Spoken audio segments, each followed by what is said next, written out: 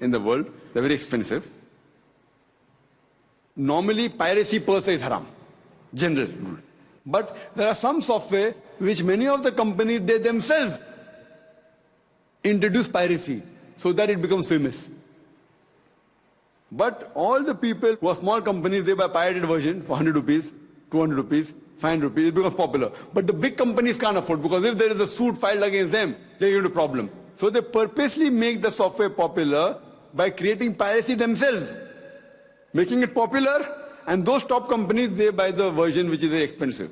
100,000 rupees, 200,000 rupees, or 50,000 rupees. So now, if the piracy has been encouraged by the company itself, and if you're using that software, I feel Islamically there's no problem.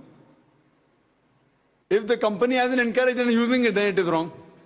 So all this, the various aspects to it. But there's a difference between, are you talking about Islamic software or are you talking about general software? If you're talking about Islamic software, the ruling is different, pros and cons are there. If you're using general software, like Microsoft or Windows, etc., so the thing is, this becomes a gray area. It's a gray area. But one more thing. There are some companies which say, fine, you buy one, second one you pirate, no problem, they're not object. So even the boss comes to know.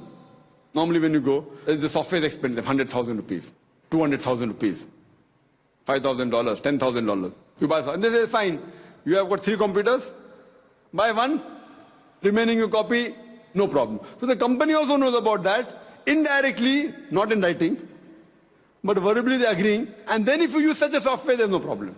Or suppose you have 10 computers, 10 computers, kam se kam 2 to kharido. So buy 2, and the remaining, it is a gray area. Generally, piracy per se is haram. If you ask me in yes or no, piracy is haram. Generally, if you ask me, is piracy of software allowed or not? One word answer, it is haram. But then depending upon the way the company functions, then they have educational version of it. So various loopholes they have given. So if you know that you are within the purview, and then if you use and you buy a software from official vendor, it tells you fine that you can use one pirating, you do, etc. But generally, only using pirate software per se is haram. And you are working in that company, see, you as a worker, you can tell the boss, see, this is pirated. So you as a worker working in a company, they are using pirated copies, you don't fall directly in that aspect of creating a sin. Because you have told him, if he tells you it is not pirated, you won't come to know whether it's pirated or not. Fine? So you as a boss, the problem is different, the question is different.